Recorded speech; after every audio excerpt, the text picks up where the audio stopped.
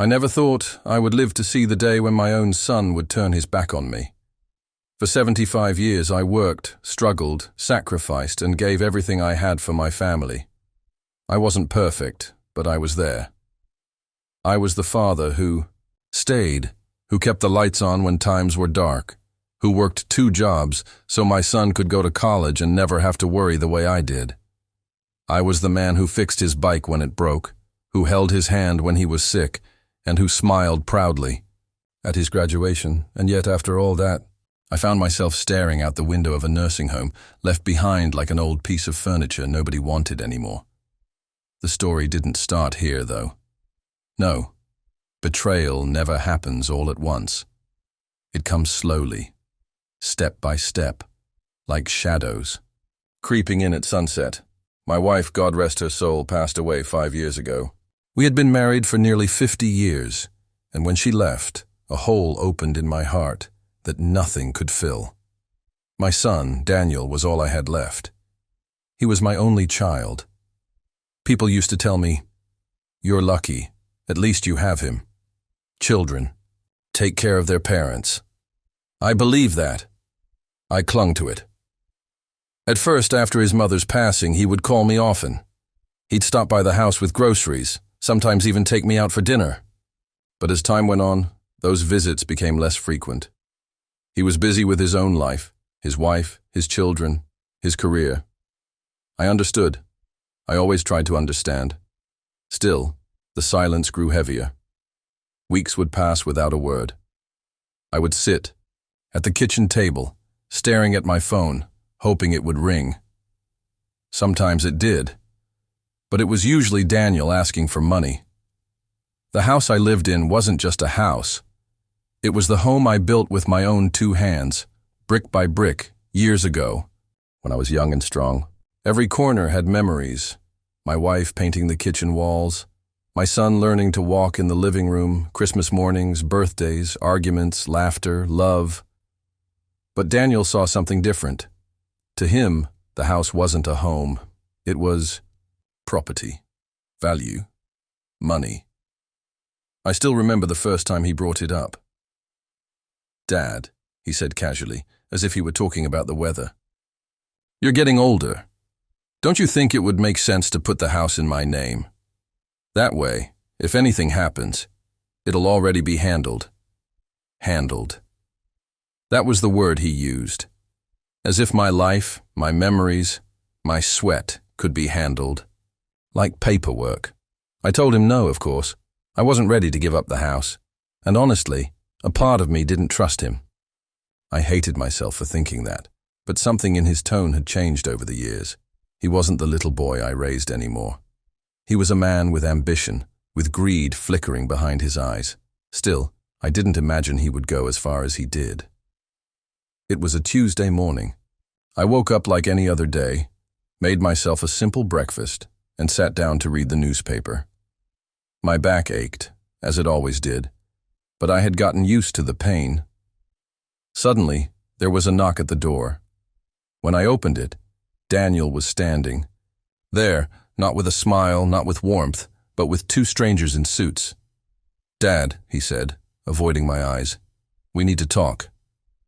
Those men were from some care facility, as they called it. They explained how wonderful the nursing home was, how it would give me a better quality of life. They spoke as if I were already gone, as if my opinion didn't matter. Told them no. I wasn't leaving my home. This was my place, my castle. But Daniel had already made arrangements. The bags I didn't pack, he packed. The papers I didn't sign, he signed. I argued, I shouted, I begged. But in the end, I was shoved into a car, driven across town, and placed in a room that smelled of bleach and medicine. And just like that, my son abandoned me. The nursing home wasn't the worst place in the world, but it wasn't home. The food was bland, the walls were sterile, and the staff treated me kindly but impersonally. I was just another old man in a line of old men, waiting for the clock to run out. At night, I lay awake staring at the ceiling, wondering how Daniel could do this. How could the boy I carried on my shoulders, the boy I worked for, the boy I loved, more than life itself, leave me here? One evening, I overheard a nurse talking on the phone. She mentioned my son's name. My heart froze. She said, "Yes, he said the house is as good as theirs now." That's when it hit me. He didn't put me in the nursing home out of care or concern. He wanted the house. He wanted me out of the way so he could take it. But there was one thing he didn't know. The house was still in my name. Every brick, every tile, every memory. Legally, it was mine. He might have thought he could control me, but he couldn't control that. And for the first time in weeks, a smile crept across my face. Revenge wasn't something I planned. It wasn't something I thought I was capable of at my age. But sitting there in that bland room, hearing the faint buzz of the television in the hallway, I realized I had one last card to play. If my son wanted the house so badly, I would give it away. Not to him, but to someone who actually deserved it. The next morning, I asked to speak to a lawyer. One of the staff members helped me make the call. When the lawyer arrived, I explained everything. I wanted the house sold, immediately. Every penny would go into my account, under my control. The lawyer raised his eyebrows. "Are you sure, Mr. Miller? Once we do this, there's no going back." "I've never been more sure," I said. "If my son wants to abandon me, then he'll learn what abandonment really feels like." It didn't take long. The house was valuable, and buyers were eager. Within days, it was sold. Just like that, the home my son had been scheming to inherit was gone from his grasp forever. And the best part? He didn't even know. I sat in my nursing home bed, holding the paperwork, feeling a strange mix of sadness and satisfaction. I wasn't just an old man waiting to die anymore. I was a man who had taken back control, who had written the ending to his own story. But little did I know, the real story was just beginning. Because 2 days later, my phone rang. When I reached for it, I saw something that made my heart skip a beat. And that, my friends, is where things started to get interesting. The morning those 16 missed calls appeared on my phone, I didn't answer. I just sat there, staring at the screen. 16 times in less than a day. 16 desperate attempts from the son who had abandoned me without a second thought. For weeks, I had been invisible to him. For weeks, he had ignored me while I wasted away in this nursing home, left to shuffle down narrow hallways and eat meals off plastic trays. But now, suddenly, he remembered me, not because of love, not because of guilt, but because the ground beneath his feet was shifting, and I was the one who had moved it. I leaned back in my chair, the paperwork from the house sale still neatly folded on my desk. The home he thought he could steal out from under me was gone. Sold, finalized, irretrievable. 16 calls, I muttered to myself. Now you care. On the 17th attempt, I finally pressed accept. "Dad." Daniel's voice came through the line, panicked, frantic. "What the hell did you do?" I stayed silent for a moment, letting his words hang in the air. I could practically hear his heavy breathing, the frustration crackling on the other end of the line. "Dad, answer me. Did you sell the house?" "Yes," I said calmly, almost coldly. "I sold my house, the one you threw me out of." There was a pause, long enough for me to imagine his jaw clenching, his face turning red. Then he exploded. "Are you insane? That house was supposed to be mine. I already told the kids we were moving in. Do you have any idea what you've done?" "Oh, I know exactly what I've done," I replied. "I did what you never expected me to do. I took back control of my life." His voice cracked with anger. "Control? You're old, Dad. You don't need control. You need care. You need me. I was just trying to make things easier." I laughed, bitter and hollow. "Easier for who, Daniel? For me? Or for you? Don't dress up your greed and call it kindness." As he ranted on the phone, I thought back to all the small signs I had ignored over the years. The first time he borrowed money and never paid it back. The way his eyes lit up when I mentioned the value of the house. The way he dismissed my aches and pains with impatience instead of concern. I remembered when he was a teenager, begging me for a car. I worked overtime for months just to get him an old used Honda. He drove it recklessly, crashed it within a year, and came to me asking for another. And I gave it. I always gave. When he wanted to go to college out of state, I emptied part of my savings so he wouldn't have to take out loans. When he bought his first home, I helped with the down payment. Every step of the way, I built him up. I thought I was building a good man, but maybe I had only been building his sense of entitlement. 2 days after that heated call, Daniel showed up at the nursing home. It was the first time he had bothered to see me since he dumped me there. I was sitting by the window, staring at the dull winter sky, when I saw him storm through the front doors. He didn't sign in at the desk. He didn't greet the staff. He marched straight toward me, face red, jaw tight. "Dad," he hissed, loud enough for others to hear, but low enough to pretend it was private. "We need to talk." "Go ahead," I said, folding my hands calmly. He leaned closer, lowering his voice. "Why did you sell it? Why would you do that to me?" "To you?" I asked, arching an eyebrow. "It was never yours, Daniel. It was mine. I worked for it, I paid for it, I lived in it. You just waited for me to die so you could collect." His face twitched. "That's not fair." "Fair?" I said, my voice rising. "Was it fair to drag me out of my own home and dump me?" "Here, like garbage? Was it fair to sign papers behind my back? Don't talk to me about fair." People in the lounge began turning their heads. I didn't care.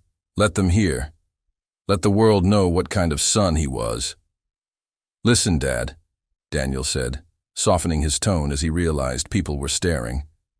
"We can fix this. We can get the house back. You can buy it in my name and I'll—" "No," he blinked. "What do you mean, no?" "I mean, no. The house is gone. Sold. Final. And even if it weren't, I wouldn't give you a single brick of it." He gritted his teeth. "You don't understand.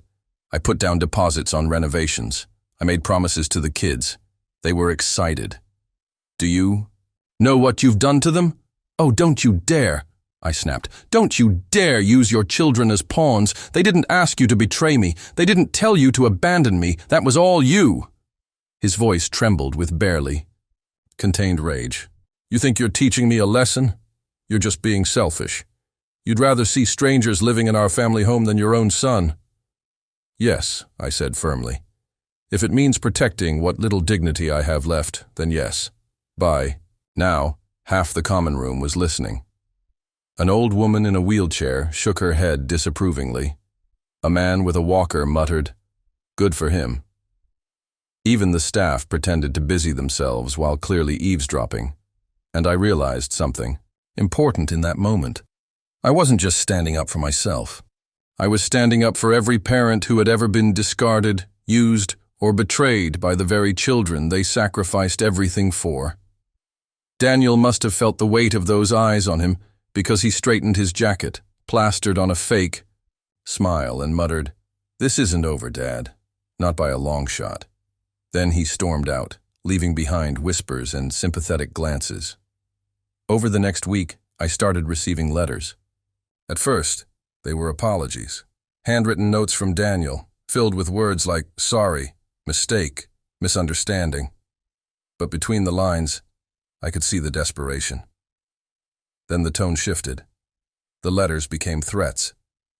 He wrote about how he had rights as my son, about how he could challenge the sale legally. He said he'd find a way to get the money, one way or another. I didn't reply to any of them. I simply tucked them into a drawer, one after the other, like a stack of evidence waiting to be used. For the first time in years, I felt alive. Strange, isn't it?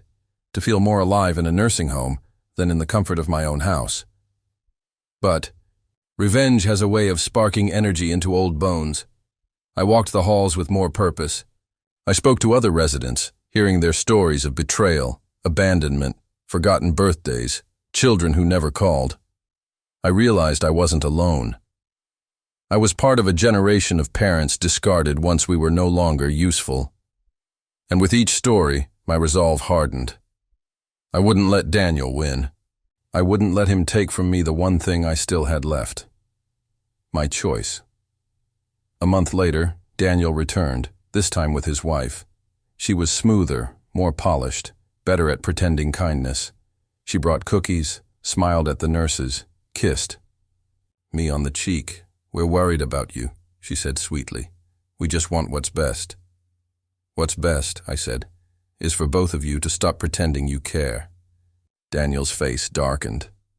"Dad, don't do this. We're family. Family is supposed to stick together." I leaned forward, my eyes sharp. Family doesn't abandon each other in nursing homes for profit. Family doesn't steal. You stopped being my family the moment you betrayed me. His wife's smile cracked. Daniel clenched his fists. And in that moment I knew. This was only the beginning of a much larger battle. Because men like my son don't give up easily, and I was ready for the storm that was coming. When Daniel left that second time, dragging his wife behind him with a face full of anger and frustration, I knew deep inside that he wasn't done. He was too stubborn, too greedy, too entitled to walk away just because I had closed the door on him. I had raised him. I knew him better than anyone, and I could see exactly where his mind was going. He had already lost the house, but in his head, there had to be a loophole, some trick, some way to claw back what he believed belonged to him. Sure enough, a few weeks later, I got a letter. Not from him, but from a law firm. It was typed, official, filled with heavy legal words meant to scare me. Daniel was challenging the sale of the house. He was claiming I had been coerced, that I wasn't in my right mind, that at my age I was too frail to understand what I had signed. I sat in my small nursing home room, reading the letter over and over again, my hands trembling, not from fear, but from anger. My own son was trying to paint me as incompetent, as senile, just so he could get his hands on money he didn't earn. I called the lawyer who had helped me sell the house. He came quickly, a young man with sharp eyes and a calm voice. I showed him the letter, and he shook his head. "This won't hold," he said. "The sale was clean, legal, and properly documented. He doesn't have a case." Still, I couldn't help but feel the sting of betrayal all over again. It wasn't just about money anymore. My son was willing to destroy my dignity, to drag my name through the mud, to portray me as a helpless old fool just to win. And that hurt more than anything. The court filings dragged on for weeks. Daniel didn't show up in person. He let his lawyers speak for him. But I was there, dressed in the same suit I had worn to his wedding decades ago. I sat straight, answered questions clearly, and showed the judge that I wasn't some weak-minded old man who could be manipulated. At the end, the judge dismissed Daniel's claim entirely. The house sale stood as final. I walked out of that courtroom with my cane tapping the floor, not just victorious, but alive with a pride I hadn't felt in years. But of course, Daniel didn't stop there. Men like him never stop. He showed up at the nursing home again, this time with his children. My grandchildren, who had once sat on my lap and listened to my stories, who I had bought toys for and taken to the park. They ran into the lounge with innocent smiles, and for a brief moment my heart softened. But then I saw Daniel behind them, standing tall with that fake grin plastered on his face, and I knew what this was. "Dad," he said smoothly, "the kids wanted to see you. They miss you." It was a lie. He brought them here as weapons, as shields, as a way to wear me down. And I hated him for it. "Grandpa," the little one said, running to hug me. My old arms wrapped around him, and I almost broke down right then. How could I protect them from the poison of their own father? Daniel sat across from me, pretending to be casual. The kids were upset about the house. They thought it was going to be their future, you know? I just don't want them to feel like you don't care. I stared at him, my jaw tight. Don't you dare, I said in a low voice. Don't you dare put your greed into their mouths. They are children. They didn't ask for this.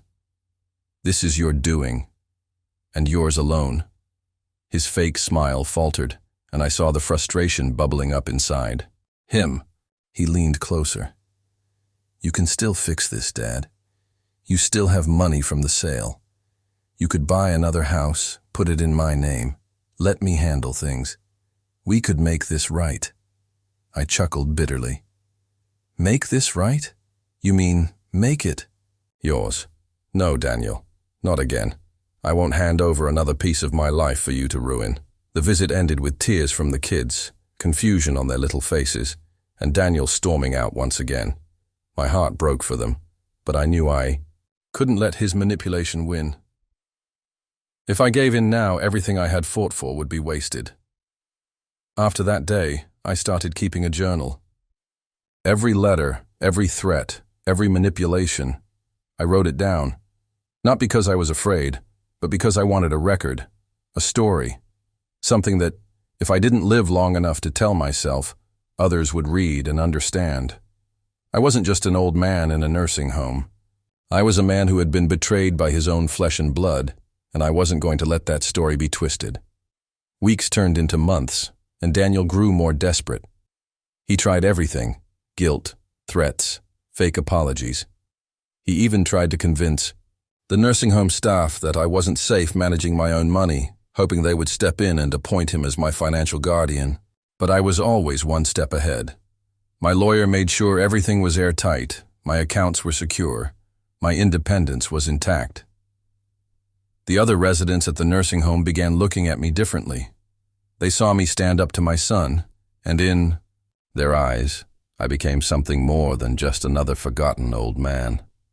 They started coming to me with their own stories, their own fears, and in a strange way, I became their voice. The one who said out loud what many of them were too afraid to admit, that sometimes the people you love most are the ones who hurt you the deepest. One night I was sitting with a small group of them in the lounge. We shared stories, laughed a little, cried a little. An old woman named Margaret patted my hand and said, "You're not alone anymore. We're your family now." Her words hit me harder than I expected. Maybe I had lost my son to greed, but I had gained something else, something purer, a chosen family. People who knew what betrayal felt like and who stood by me not because of blood, but because of shared scars. Then, out of nowhere, Daniel made one last desperate move. He showed up with a realtor, trying to confront the buyers of my old house, telling them the sale was invalid, that they had bought stolen property. He caused such a scene that the police were called. He was escorted off the property, humiliated in front of strangers. And when I heard about it later, I felt a strange mix of sadness and satisfaction. Sadness, because my son had fallen so low. Satisfaction, because it was no longer my burden to carry. He had chosen this path himself. Still, I wasn't done. Because revenge isn't just about stripping someone of what they want. It's about teaching them a lesson they can't forget. I had already taken away the house. But now, I was ready to take away something much more powerful, his illusion of control. I started making plans quietly, carefully. With the help of my lawyer and some trusted friends, I arranged to have the money from the house invested, not in Daniel, not in his family, but in something meaningful. Scholarships for children of single parents, funds for nursing home residents with no family to support them, programs that would live on long after me. I wanted my legacy to be bigger than him, bigger than his greed.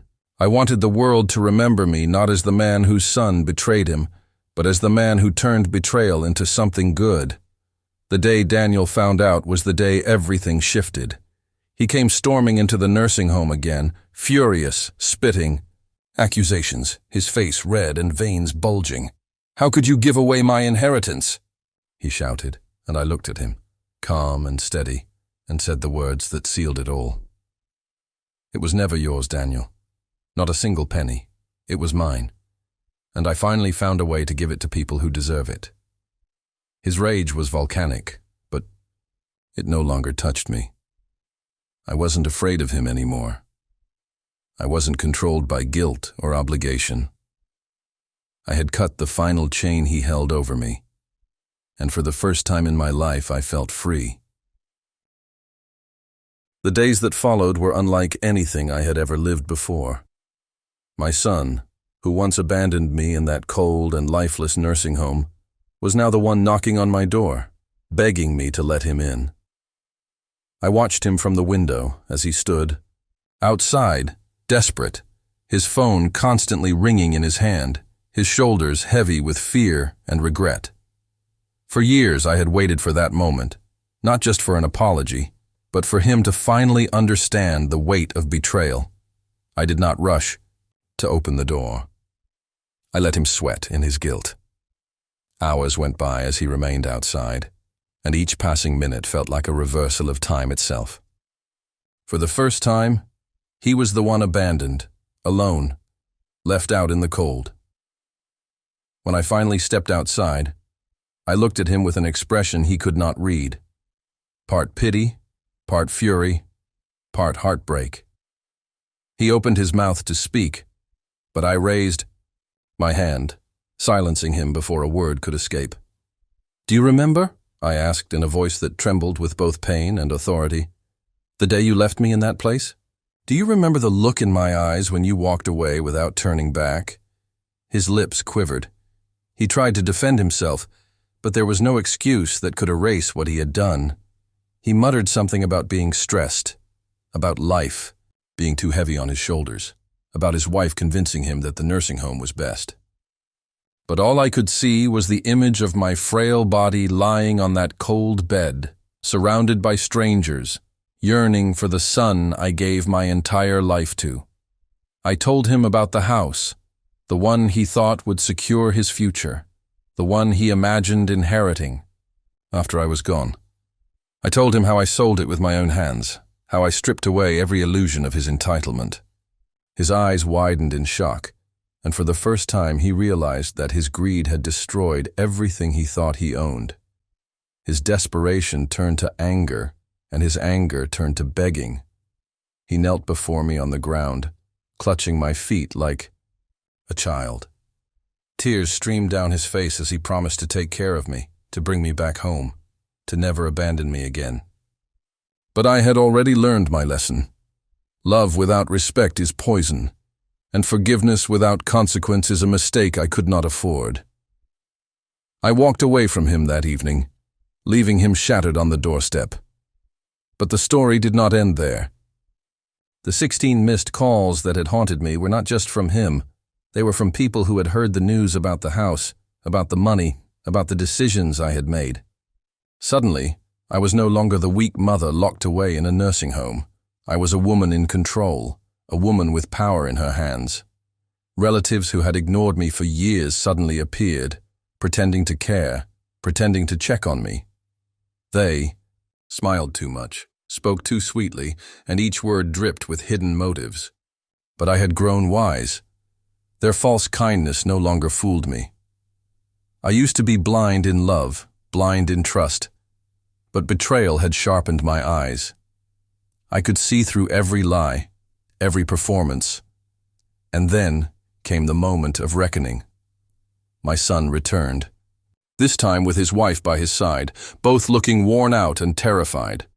Their voices shook as they explained how selling the house had ruined them. The wife, who once sneered at me and whispered about how old people are a burden, now stood with her head bowed, her pride swallowed by fear. They needed me. They needed the woman they once discarded like trash. I let them speak, but my silence cut deeper than any words. Finally, I told them the truth they had been running from. When you abandoned me, you buried our bond with your own hands. What you lost was not just a house. It was me. And now, There is no going back. The revenge was not in shouting or punishing them. It was in living freely on my own terms, while they drowned in the consequences of their choices. I had taken the one thing they counted on, the house, the inheritance, and turned it into my weapon. I had shattered their greed with the very thing they thought they controlled. As I closed the door behind me that night, leaving them outside once more, I felt a strange calm wash over me. My heart, once heavy with betrayal, now beat with strength. I had reclaimed my dignity. I had proven that even the most fragile soul can rise from the ashes when pushed to the edge. The calls kept coming in the weeks that followed. My son begged, pleaded, cried, but I no longer answered. Each missed call was a reminder that revenge had already been delivered, not through violence or cruelty, but through justice. I lived my life quietly, peacefully, with the knowledge that I had finally turned the pain they gave me into power they could never take back. And so, the story of abandonment became the story of survival. The story of betrayal became the story of revenge. And the mother they once underestimated became the very storm that shattered their carefully built lies. I was no longer just the woman left behind in a nursing home. I was the woman who rose, again, stronger than ever, and showed them that a broken heart can still fight back, and that sometimes the sweetest revenge is living free while those who betrayed you are left to drown in their own regrets. After everything that had happened, after the lawsuit, the humiliation, the betrayal, and the slow unraveling of everything my son thought he controlled, I finally sat in my small but peaceful new home. The late autumn air felt sharp against my skin, yet strangely cleansing, as if it was stripping away the last layers of grief I had carried for so long. For years, I had been a mother first and a human second. For years, I gave, sacrificed, and loved without expecting much in return, except perhaps a little loyalty, a little gratitude. But in the end, my son had shown me how greed could blind even the blood you nurtured in your own womb. I sat by the window, staring at the barren trees, replaying every moment in my mind. The day he signed me into the nursing home, the look in his eyes when I told him I sold the house, and the desperation in his voice when he realized what he had lost. His missed calls still rang in my head. 16 missed calls. 16 desperate pleas after a lifetime of silence. I could have answered, but I didn't. And maybe that was my greatest act of revenge. Not with anger, not with screaming, but with silence. Silence that cut deeper than any words ever could. Still, as much as I tried to move on, a question lingered. Had I done the right thing? Was I justified in turning my back on my only child, the one I carried for 9 months, the one whose first cries had filled me with such overwhelming love? That guilt, no matter how small, refused to disappear. Revenge might give you satisfaction, but it doesn't heal the scars left behind. Weeks turned into months, and life began to settle into a rhythm. I spent my mornings in the little garden, tending to roses that I had planted as a reminder that beauty can bloom even after storms.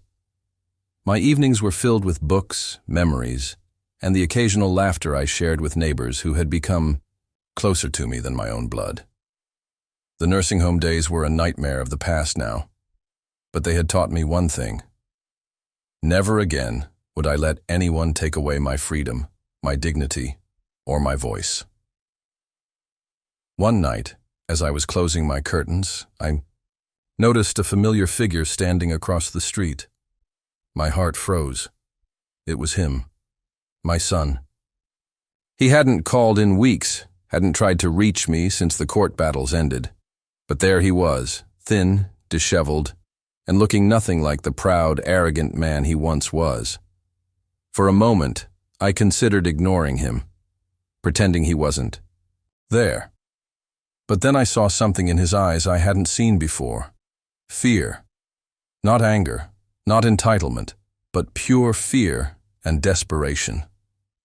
I hesitated before opening the door, but when I did, he staggered forward.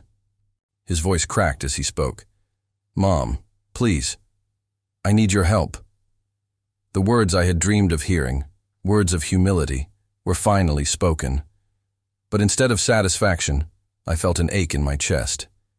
He looked broken, almost childlike again, the way he was when he used to cling to me after nightmares. He confessed everything that night. How he had lost his job after his colleagues discovered the lawsuit. How his wife had left him, taking their daughter with her. How he was drowning in debts he couldn't repay. The man who once abandoned me in a nursing home now stood before me with nowhere to go. And for the first time, I realized the true weight of revenge. I had taken everything from him, but in doing so, I had destroyed the very bond that once defined us. The son I had raised with love had turned into a stranger, and now he was begging for forgiveness like a child who had wandered too far into the darkness. I wanted to tell him it was too late, that he had made his bed, and now he must lie in it. But something inside me softened. Maybe it was age. Maybe it was the deep maternal love that no betrayal could erase. I couldn't let him die out there. Not as a mother, not as a human being. I offered him food, a place to sleep, and silence. We didn't talk much at first, just shared space like strangers forced under one roof.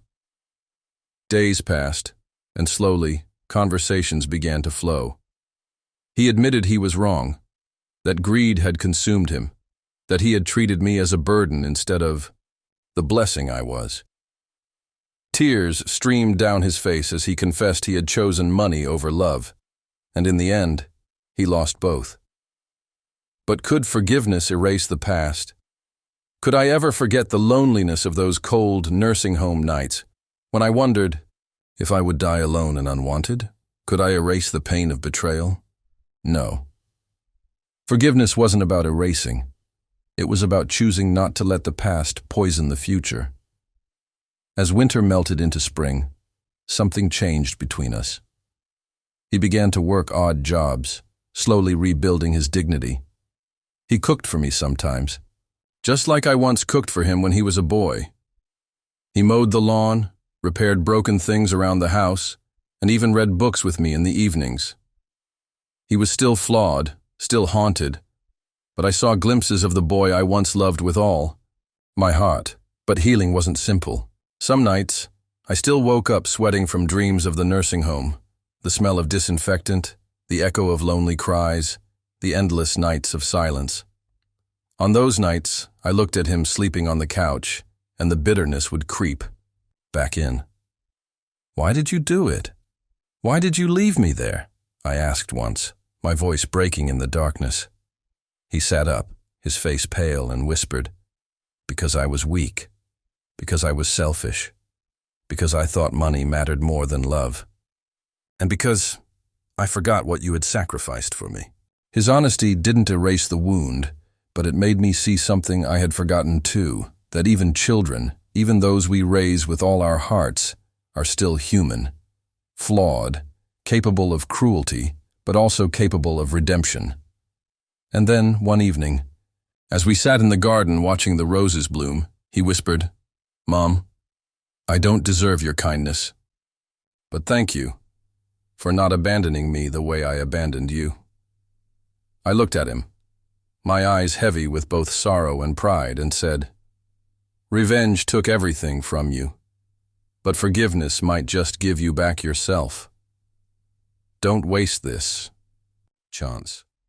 He nodded, tears shining in his eyes, and for the first time, I believed he understood. The story didn't end with riches or fairy tale happiness. It ended with something more real, understanding. My son learned that greed destroys, but humility heals. I learned that revenge might satisfy, but love rebuilds. We could never go back to what we were, but we could move forward, different, scarred, but alive.